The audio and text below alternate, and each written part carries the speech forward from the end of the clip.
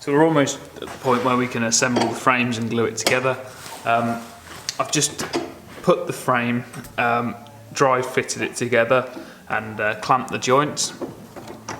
And I'm doing this because I like to cut the horns off before I glue them up. I just find it easier.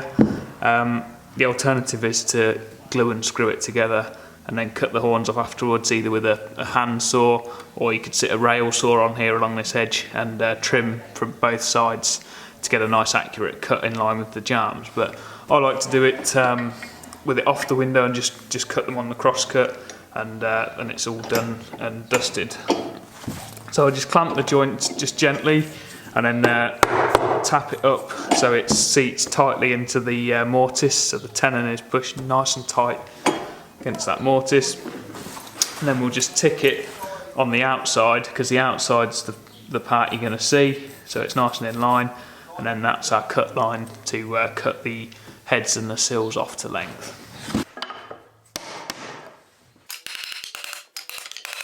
When you're taking the frames apart and putting them together a few times, that's when you don't want really tight joints.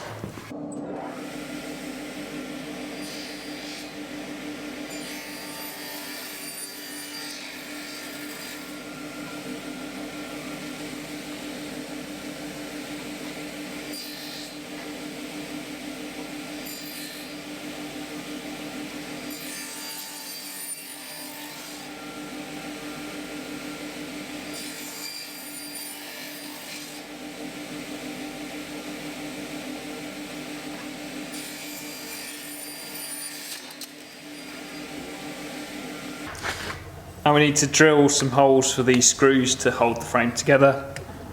Now on the rebate side, you can draw some lines as a guide as to where to put that screw, so that you don't screw into this open space and screw out the rebate as it goes through the frame. But you want to drill nice square holes to the sill here, through into the jambs and the mullion that it's going to connect to. So it's not too critical on the ends. On some frames you'll find you get quite thin mullion sections, so you just got to be quite careful as to the location of where that screw goes in. So we're using 5mm screws. Drill from the top side, you can generally see a lot better, and just keep it nice and square right in the middle of that joint.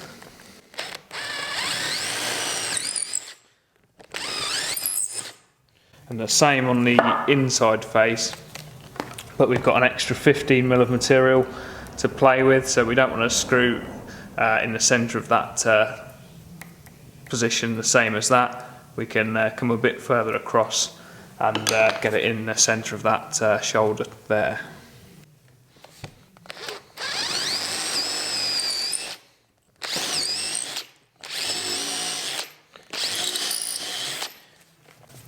Just go careful as you get near the other side if you're drilling from the inside out, so that you don't get too much breakout with the screws on this back edge. Want to do this in all the heads and sills, and then countersink the back edge for the screws to go in. If you're going to angle a screw at all as you're drilling it, try and pick it up on camera. You want to angle it so it's slightly in to the timber with the screws. You don't want to be angling it so that they've got potential to come out of the surface or get near it and split that wood away. On the head where the vent comes through, I've just moved the internal screw just slightly in so that it doesn't appear in that trickle vent slot.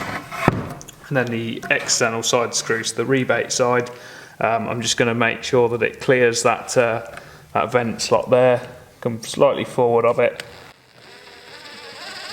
and make sure the angle on my drill is ever so slightly so that the screw will go into the timber and not out.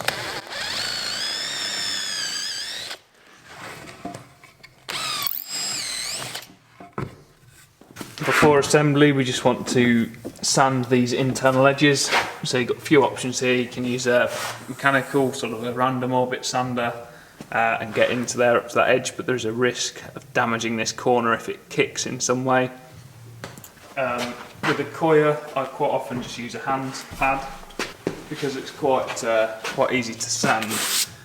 You can just get away with using a hand pad like this, and it spreads the sanding out over a nice flat area. You get a lovely flat rebate. It doesn't take too long. You're just doing this until the sanding ripples are gone in that rebate. Sorry, the cutting ripples from the rebater. That's what we're trying to get rid of.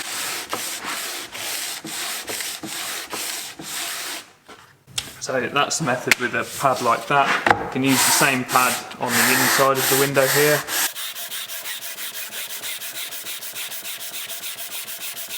And it should leave you with a lovely sort of square edges, a nice flat finish.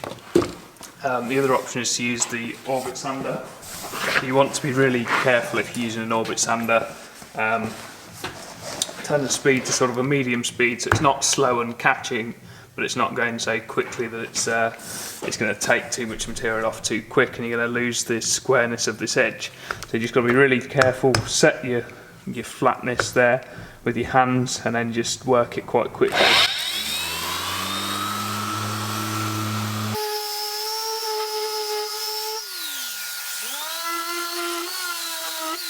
Another option is an orbit sander, so they're a bit less aggressive than a random orbit, and with something like a delta sander you can get right into that corner as well quite accurately without any risk of damaging this edge. This is probably going to be better on this surface as well because the random orbit action is quite cross grain on this edge, and if there's got any weak grain along that point, which it's just going to see it break off. So either hand sand or gentle sand, like mechanical sand this edge, and just whatever you can to get rid of them planar ripples on the rebate.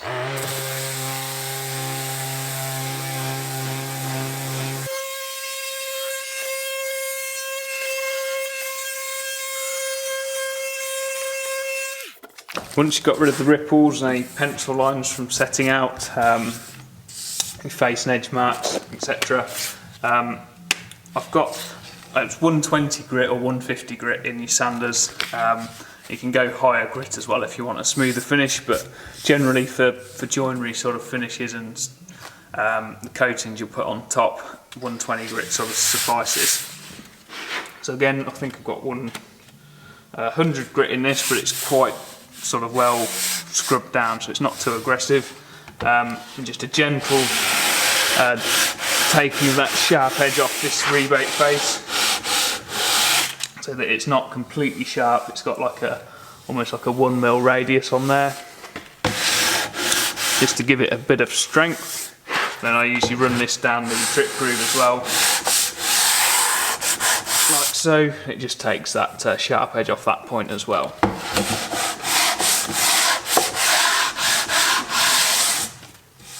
I'm going to do this for all the inside edges of the frame. So anything that we can't get to sand once it's been assembled, we'll be able to sand the face and the outside once it's been assembled as a complete window. So this is the point at which you can thank yourself for taking the extra time when you were planing the timber to do that sort of 1/2 mil pass at the end to get a really clean cut. It's going to take really minimal sanding to sand them planar ripples out, whereas if you'd just gone from the hand plane side and tried to sand that down, it can be quite a lot of effort. So yeah, it's the same principle for the rebates too, where we take that last cut that's 1/2 mil or 1 mil thick into the timber. It does a lot cleaner cut than taking it all out in one pass. And the last little bit of prep work before we screw and glue the frames together is just to seal all the end grain on these joints. I'm using a end grain sealer from Sickens called Coderin WV456. Quite a porous timber like oak, you might need to do a couple of coats to get a good seal on that end grain. Okay, so we're finally ready to assemble the frame and have a glue up. Now I do glue my frames. I never used to glue them, but I do glue now. When I glue, I use a PU glue. So I glue all the end grains and the tenon, but don't get too much on the tenon along this surface, just enough to coat it. Again, on the inside you only need a patch of glue in the middle of that shoulder. You don't need to cover the whole thing in glue and have it squeeze out everywhere and make a right mess. So just a bit on the inside, coat the tenon up well, a bit along this inside edge, and again coat the tenon on the outside well, and then you've got to cover all of the outside shoulder completely over, because that's where the weather's going to be. On the sill or the head, just a blob in the middle around the screw hole, and then you want to coat the inside of that mortise quite liberally with PU glue. Don't try not to get too much on this surface here, because you'll have to clean it off. So you're coating the inside of that mortise quite liberally, because it's when you add the tenon into it, it's not going to squeeze out and be seen. It just goes into the mortise, so there's no trouble with cleanup there. And again, on the inside, don't put anything on the frame, because you'll have that blob that's on the end grain of the shoulder of the jamb. So that will just be glued around the centre of that screw to hold it in place, and then the screw's doing most of the work. So we'll glue tetanus glue on there. I'm supplying this as a sort of flat pack frame, so there's no need to glue it, but I am going to assemble it so I can work on it further.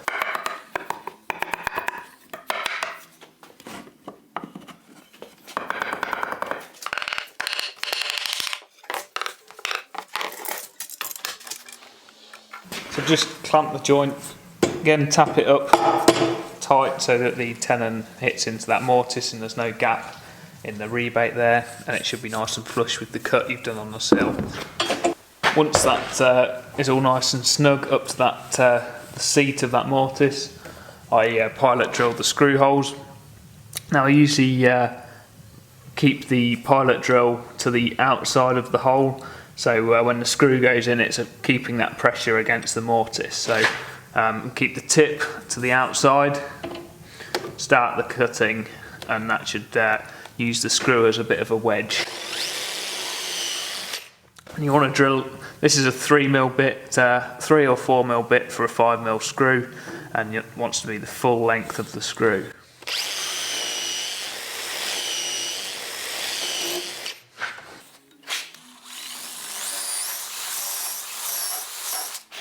And then, depending on what type of screws you're using, if you've got a pilot hole, generally you're okay, but you might want some lubricant, like a bit of wax or some grease on the end of the screw, and drive it home.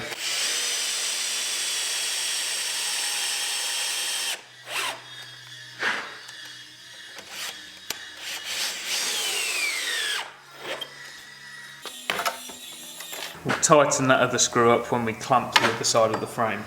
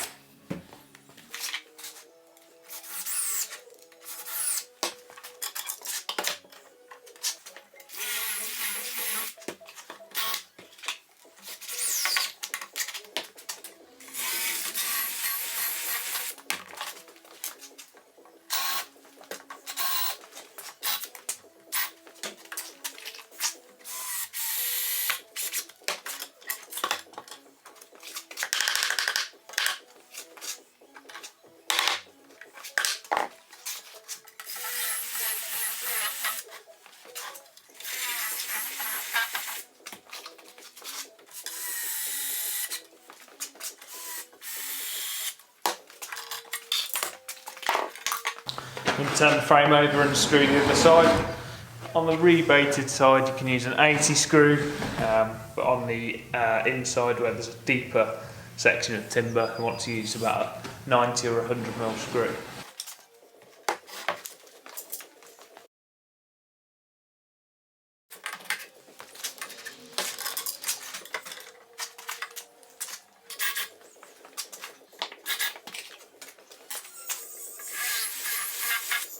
When you're gluing up, before it sets, you just want to stick a tape measure or a measuring stick from corner to corner on these internal points and make sure that they match so it's nice and square.